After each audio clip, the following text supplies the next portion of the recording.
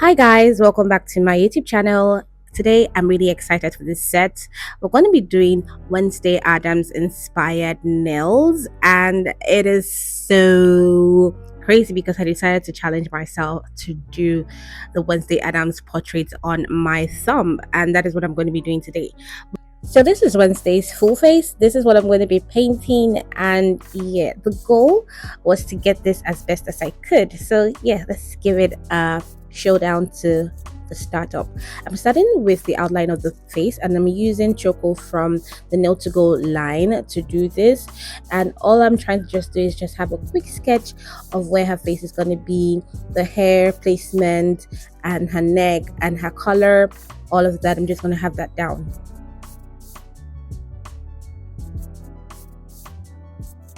Now that the sketch is done, I'm just going to nook it in the lamp for like 10 seconds to hold it down and place the colors I'm going to be using for the face on the palette I'm using right now. Before I start, I like to have a base on the nails, so I'm having base coat so that my nails are really smooth so I can paint on smoothly. So go ahead to mix out the colors now. For the skin tone, I have a little bit of white, a little bit of yellow, a little bit of brown, and I'm just going to use this as the basic face color, just the base, like what you call the foundation before you start having all the detailing on that. So I do that, I cure, and then I start painting and having the details on the face using shadows.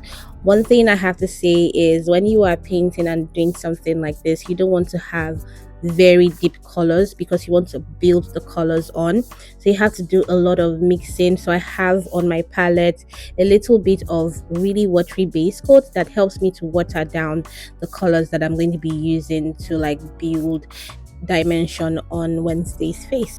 So basically you start light and then you have intensity as you go on, because all these things I'm doing currently is not the final look. I'm still going to build on this. I'm still going to have some more darkness, but I want to have you know the blueprint down basically, just so that I can build on and not have to start trying to repair, because as I'm working little by little, I would cure each part just to have it stay down. And all, one very important thing is you really need to have a very light hand when you are painting. You do not want to have the colors stacked very heavily on your nails, because if that happens, you're going to be having a really high build that is going to get bumpy at the end of the day. So when you have situations where you have to adjust, you can adjust and repair something that you are not really satisfied with without having any bumps on the nails. So yeah, that's basically it. Some more detailing, I went in with the highlight of the cheek with the purple, because there is a purple light shining through, and then on the other side of the cheek is more white, even if a hint of purple will be coming in later on, but all of that will be happening as we go on. Now we'll move on to the lips. These lips gave me some crazy ass issues because I just couldn't get it. The first few attempts were crazy. So my issue was the cupid's bow. I couldn't get that distinctive bow on the top of her lip that Wednesday has. So I just kept on trying to see what I could do, but it wasn't really working. So I cleaned as I wasn't satisfied. And then I tried to work with the shadow at the top of the lip. I forget what that is called, but it wasn't really giving too. So I looked at it in another perspective. I cleaned it out and then tried again, just readjusting as I'm going through. And then I decided to know, what, let me just go ahead and, actually do this and adjust as I go on. So after painting the bottom lip, I went ahead and cured to save what I have down, and then I'm going in with some black with the brown and using that to emphasize the lip, make that cupid's bow a little bit more prominent than what it was before. I had to switch my brush to a thinner, longer brush because I didn't have a thinner, shorter brush and I needed something thinner to work on the details on the lips. I moved on to the chin now to work on the shadows on the chin, and like I said, you need to have a light hand so you can build on as you work and go along with your painting. So yeah, I quickly did a quick outline of what I wanted and then moved on to the neck, and I'm just having once again the base foundation of her color. And once I was satisfied with what it was looking like, I grabbed my hand lamp again to save. Control save, guys, very very important. That way you can build on what you have without having a muddy mess at the end of the day.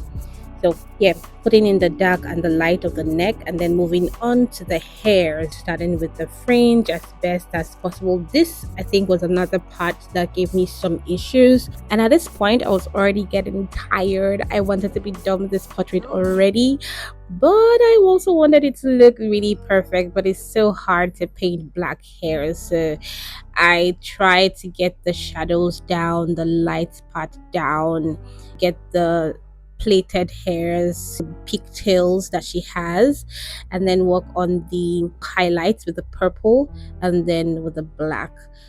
Ugh, lordy. This one, I was like, you know what, even if it's not perfect, I'm just gonna take it like that and I'm just gonna go with it. And go on with it is actually what I did. I abandoned that part, the hairs, and then I went in to start working on the background with the light purple, and immediately you can see the face just stand out. Love that. So I worked on the braided highlights, tried my best, didn't work out so well, but yeah. Then I used the ombre brush to try get some hairline strokes and moved to the shadow of her forehead. After doing all of that, moved into the detailing, extra detailing on the lips, just to make it look more lifelike. And then I finished up with the background. So this is what we have now. It looks so good, love it. Now moving on to the color.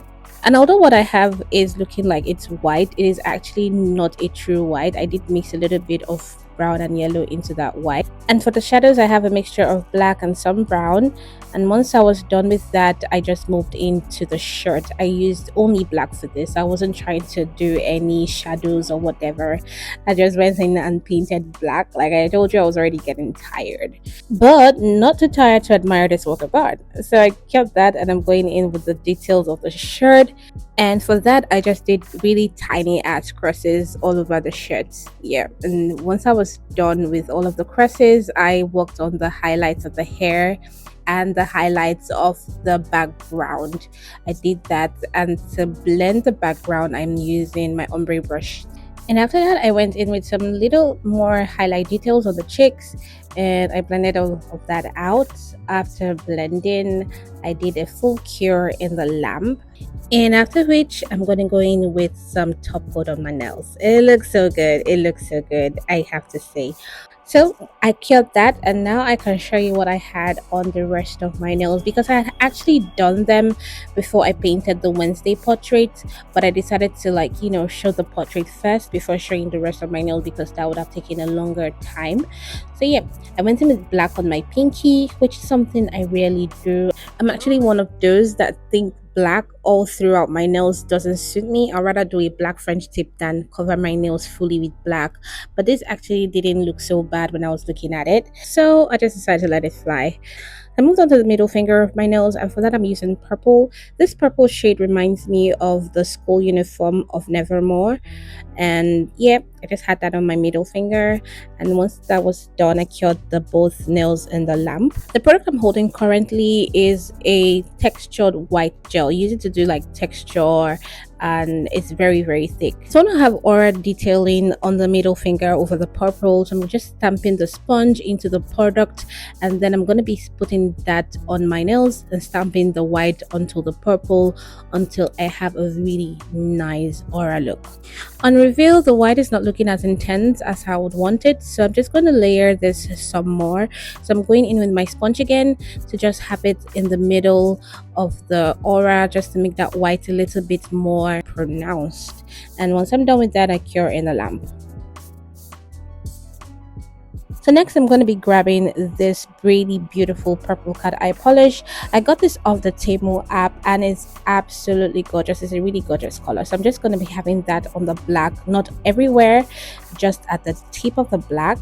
And then I fade that out with the ombre brush, because I initially wanted to do ombre, but then I changed my mind. You'll see what I did later on. So yeah, I'm just using the magnet to work the purple, and look at it, it's such a beautiful color. Yeah, I kept that in a lamp, and I'm coming in with black Dudu from Nailed to Go. And you know already, if you watch my channel, you know that this is like my favorite painting gel in black. I absolutely love it. I just had a little bit on my brush, and I'm going to be doing a spider web design over the aura design.